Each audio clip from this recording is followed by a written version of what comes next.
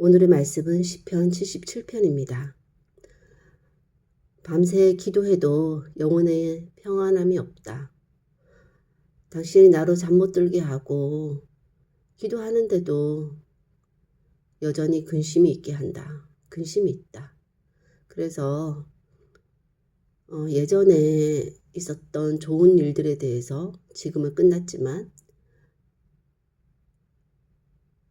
기쁨의 노래로 가득 찼던 그런 밤들이 있었는데 그때를 기억해 보면서 하나님께서 영원히 나를 거절하실까? 다시 그런 것들을 경험하지 않게 하실까? 하나님의 변함없는 사랑이 영원히 끝났나? 그 약속이 영원히 이루어지지 않을 것인가? 하나님의 긍휼하심을 잊으셨는가? 그렇게 생각을 했을 때 당신이 했던 그런 일들을 하나님께서 하신 놀라운 일들에 대해서 예전에 했던 놀라운 일들에 대해서 다시 기억해냈고 그렇게 하셨던 것들을 끊임없이 생각하고 하나님의 놀라운 일들에 대해서 생각하는 것이 멈춰지지 않고 보니 다시 하나님은 거룩하시고 위대한 일을 하시는 하나님이시라는 거, 각 나라에게 놀라운 일을 하셨던 분이라는 것에 대해서 다시 생각을 할 수 있었던 시편 기자의 내용입니다.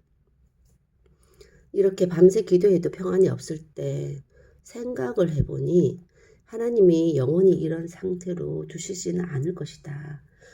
왜냐하면 예전에는 정말 기쁨으로 밤을 샜던 적도 있으니까 그때 어떤 일이 있었는가, 하나님 어떤 일을 하셨는가, 얼마나 대단한 일을 하셨는가, 그렇게 기도의 생각을 더해보니 하나님의 응답이 아직 없어도 스스로 기도에 대한 해답을 찾을 수 있는 내용인 것 같습니다. 그래서 기도 응답이 없을 때, 하나님이 침묵하실 때 그래도 기도는 먼저 해야겠죠. 하지만 답답한 마음일 것입니다. 그럴 때는 생각을 하면 어떤 생각을 하냐? 하나님이 어떤 성품이신가? 과거에 하나님이 어떤 일을 하셨는가? 그 두 가지를 합쳐서 합리적인 추론을 해볼 수 있겠죠.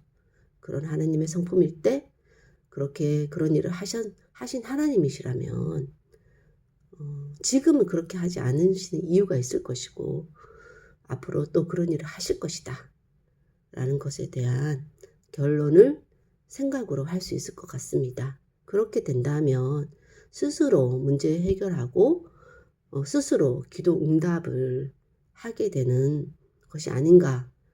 그 기도 응답으로 인해서 하나님을 찬양한다면 그것이 내가 한 기도에 대해서 하나님이 직접 개입하지 않으셔도 직접 개입은 않으셨지만 그렇게 생각할 수 있도록 하시는 분도 하나님이시기 때문에 그렇게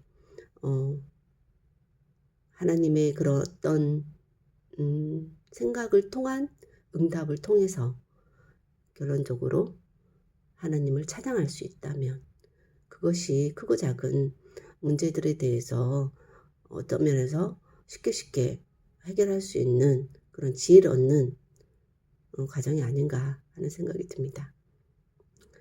오늘도 그런 하나님께서 말씀을 통해서 생각하게 해주시니 감사합니다.